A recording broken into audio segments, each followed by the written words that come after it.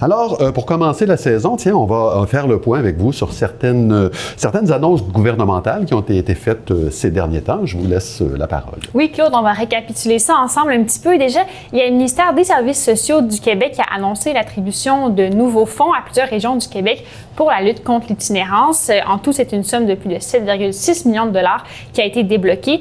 La région des Laurentides, elle, hérite pour sa part de 352 904 dollars supplémentaires, pour être très précis. Des sommes supplémentaires. Oui, parce que c'est une somme qui s'ajoute à l'argent déjà investi par le gouvernement dans le cadre de son plan d'action interministériel en itinérance de 2021. C'est 280 millions sur 5 ans qui étaient prévus à l'origine pour répondre aux besoins d'itinérance dans la région, dans toutes les régions du Québec. Mais le montant investi s'élève maintenant à 410 millions de dollars. Et à quoi va servir cet argent? Alors, ce qu'on nous dit, c'est pour développer de nouveaux lieux d'hébergement et pour créer de nouveaux services d'accompagnement pour les personnes en situation d'itinérance. Donc, c'est ce qu'on sait pour le moment. Reste à voir dans quel projet concret ce sera investi. On se souvient que l'automne passé, le gouvernement avait accordé 1,5 million de dollars au projet d'hébergement La Hutte situé à Saint-Jérôme. Selon le ministre des Services sociaux, Lionel Carman, il est important de donner les ressources nécessaires aux régions pour composer avec cette réalité dont il attribue les causes à la crise du logement, à la crise des opioïdes et à la hausse du coût de la vie. Il y a justement un nouveau projet d'hébergement qui vient d'obtenir le feu vert. Oui, tout à fait. C'est un projet porté par les ressources communautaires ACJ+, à Saint-Eustache. Le nouveau développement immobilier est divisé en deux parties. La première est réservée pour la ressource préfixe qui s'adresse à des jeunes de 12 à 17 ans vivant des difficultés familiales et pour qui il est préférable d'habiter temporairement en dehors de leur foyer. En plus d'un hébergement, un accompagnement est aussi offert à ces jeunes et la deuxième partie sera divisée en studio pour des personnes en situation d'itinérance ou à risque de le devenir. Marie-Claude Renaud, qui est directrice des ressources communautaires ACJ+, nous en dit un peu plus à ce sujet. On l'écoute. Ça va être du studio transitoire pour permettre aux gens de développer des habiletés à la vie quotidienne. Il va y avoir toutes sortes d'ateliers. Bien, premièrement, il faut se mettre dans la peau que les gens qui vont vivre ici vont être de la rue. Donc, juste se réapproprier un environnement sécuritaire, un lieu fixe, c'est déjà quelque chose en soi. Puis, à travers ça, bien, il va y avoir des intervenants présents, il va y avoir des ateliers d'offertes. Avec l'ajout de ce bâtiment-là, on va passer de 27 places à 41 places, toutes de l'hébergement communautaire. On est très fiers de la réalisation de ce projet-là.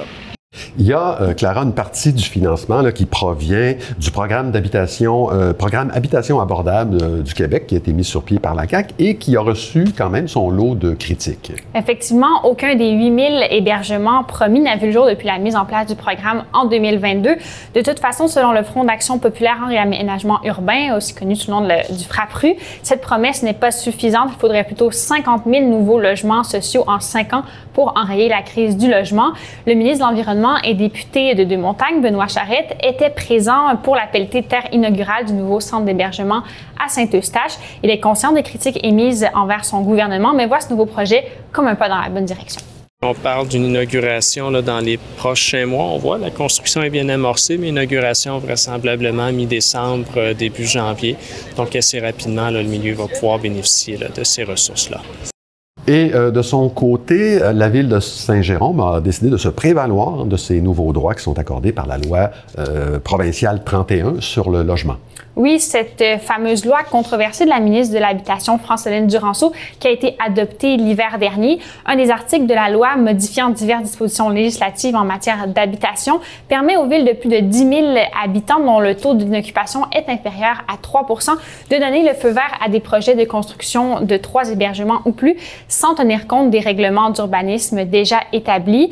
Cet article a pour objectif de réduire les délais d'approbation et d'administration de certains projets, selon des observateurs du milieu. Toutefois, cette dérogation pourrait donner lieu à des situations de favoritisme, de corruption et d'abus du système. De son côté, la ville de Saint-Jérôme a décidé de se munir d'une commission extraordinaire pour bien encadrer cette nouvelle liberté. On écoute justement à ce propos Marc Boursier, maire de Saint-Jérôme. Cette commission-là extraordinaire nous permet d'être plus flexible et de s'octroyer des super pouvoirs. La commission extraordinaire a décidé de modifier certains critères pour les édifices à logement qui auraient plus de 30 logements. Donc, de les soustraire à certains irritants justement avec la ville, justement pour qu'ils s'implantent beaucoup plus rapidement, étant donné l'importance et l'urgence de la crise du logement à Saint-Jérôme. Le taux d'inoccupation à Saint-Jérôme est de 0,2 %, bien en deçà du seuil de 3 %.